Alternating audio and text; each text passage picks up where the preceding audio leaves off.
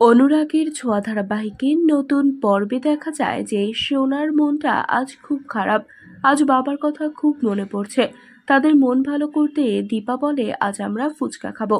শুরু হয় ফুচকা খাওয়া প্রতিযোগিতা। সোনা আর রূপা বেশি ফুচকা খেতে পারলো না। রত্নাও আর জয়ও পারছে না।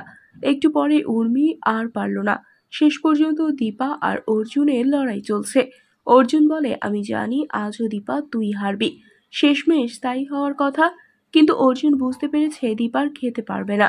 তাই অর্জুন জানিয়ে দিল সে আর খেতে পারবে না। উর্মি মনে মনে বলে আমি জানি অর্জুনদা তুমি ইচ্ছে করে হার মেনে নিলে।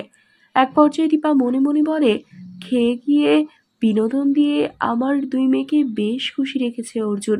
অর্জুন গান গাইছে, জয় উর্মি নাচছে। দীপা নিজের মনের সাথে নিজেই লড়াই করছে। এক পর্যায়ে বলে আমি নিজের মতো করে বাঁচতে চাই। এমন সময় রূপা বলে মা তুমি গান গাইছো না কেন? গাও। দীপাও গান গাইছে। এমন সময় সূর্য চলে এসেছে। সূর্যকে দেখে চমকে ওঠে দীপা। বাড়িতে কিন্তু প্রবীর সবার সামনে জানিয়ে দিল সে সূর্যকে সবকিছু বলে দিয়েছে। লাবণ্য সেনগুপ্ত রেগে গিয়ে বলে তুমি এটা কি করলে? আমাকে তুমি আর ভরসা করতে পারলে না? আমি তোমাকে বলেছি আমি বেঁচে থাকতে দীপার কোনো ক্ষতি আমি হতে দেব না। প্রবীর বলে ক্ষতি যা হওয়ার তা তো হয়েই গেছে। লাবণ্য সেনগুপ্ত বসে কাঁদতে থাকে আর মনে মনে বলে দীপা আমি যা করেছি সবটা তোমার ভালোর জন্য করেছি। কিন্তু কেউ সেটাই বুঝতে চাইছে না। এদিকে সূর্য কিন্তু সবার সামনে বলে বেশ ভালো লাগলো, সবাই খুব ভালো আছে এটা দেখে। দীপার এক প্রশ্নের জবাবে সূর্য বলে আমি ভালো নেই দীপা। আমার কথাটা ভেবে তুমি ওদেরকে আমার সাথে যেতে দাও।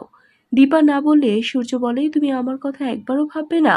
রূপা ও সোনা বলে আমরা মায়ের কাছেই থাকবো। সূর্য বলে বেশ দীপা তুমি তাহলে আমার জন্য কোনো পথ খোলা রাখলে না। এই নাও এটা আদালতের রায়। ওরা আমার সাথেই থাকবে। দীপা পেপারটা ছিঁড়ে দিয়ে বলে এটা হলো আমার জবাব। সূর্য কাঁদতে থাকে। সোনা ও রূপা রুমে চলে যায়। দীপা বলে আপনি এবার আসুন ডাক্তারবাবু, আমি আর কথা বাড়াতে চাই না। বেরিয়ে পড়ে সূর্য। দীপা কাঁদতে থাকে। অর্জুন দীপাকে বলে এসব কি হচ্ছে দীপা? দীপা কিছু না বলে রুমে চলে যায়।